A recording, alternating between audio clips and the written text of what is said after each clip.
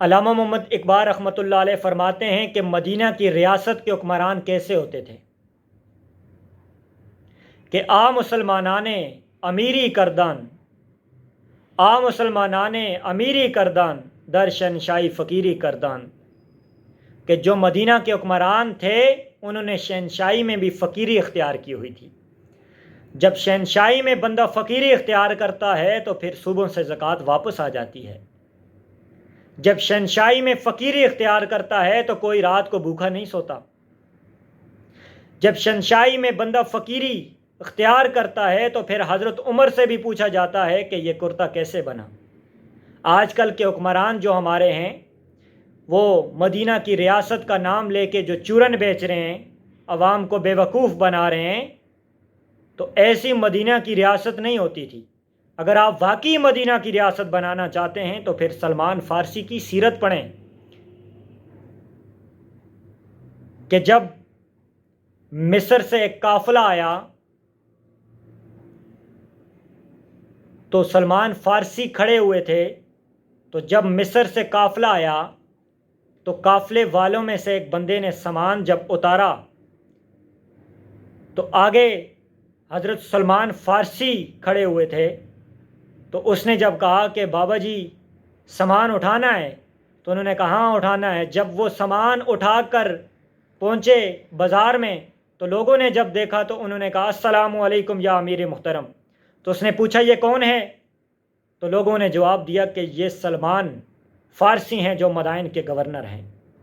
علامہ فرماتے ہیں کہ در امارت فقر را افزردان مثل سلمان در مدائن بودان، کہ اگر آپ واقعی مدینہ کی ریاست بنانا چاہتے ہیں تو پھر حضرت سلمان فارسی کی سیرت پڑھیں۔ آگے علامہ فرماتے ہیں کہ آج کل جو ہمارے حکمران ہیں وہ کہتے ہیں کہ دین جو ہے وہ تلوار سے نہیں پھیلے، اخلاق سے پھیلائے۔ میں کہتا ہوں کہ دین اسلام جو ہے وہ تلوار سے بھی پھیلائے، اخلاق سے بھی پھیلائے۔ علامہ فرماتے ہیں حکمران بودے سمانے نہ داشت، کہ مدینہ کے حکمرانوں کے پاس دنیا کا سامان نہیں ہوتا تھا، ان کے بڑے بڑے محلات نہیں ہوتے تھے۔ کیا ہوتا تھا کہ دست و جز تیغے قرآن نداشت، کہ ان کے ہاتھوں میں قرآن ہوتا تھا اور تلوار ہوتی تھی۔ قرآن اور تلوار کس لیے؟ قرآن اور تلوار کس لیے کہ عید و قوت حافظ جگ دیگرن اور کائنات زندگی راہ میں ورن، کہ قرآن اس لیے کہ تلوار کو ظلم کے اوپر نہ چلنے دے، اور تلوار اس لیے کہ قرآن کا راستہ صاف کرے، کہ اور ان حکمرانوں نے نبی کی غلامی اختیار کی ہوئی تھی۔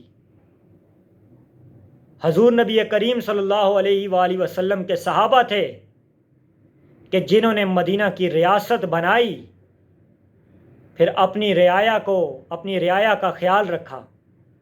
تو ایسے حکمران نہیں ہوتے تھے کہ جو مدینہ کی ریاست کا نام لے کے چورن بیچ رہے ہوں، تو ایسے حکمران نہیں تھے جو آج کل کے ہمارے حکمران ہیں، جو مدینہ کی ریاست کا نام لے کے لوگوں کو بے وقوف بنا رہے ہیں۔ ہاں دنیا کا سامان، دنیا کی ساری چیزیں آپ کے پاس بھی آ سکتی ہیں، آپ اگر فقیری اختیار کر لیں۔ علامہ فرماتے ہیں کہ ہر کیش کے مصطفیٰ سامان است، کہ دنیا کی سارے خزانے آپ کے پاس آ سکتے ہیں۔ کس طرح؟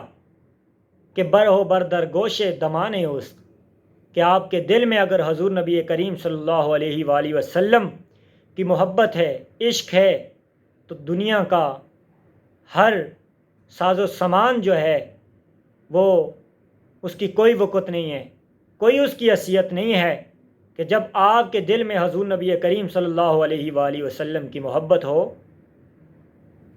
تو یہ دنیا کا سارا سوز و سامان جو ہے، یہ سارا سامان جو ہے دنیا کا، وہ آپ کی جیب میں موجود ہوگا۔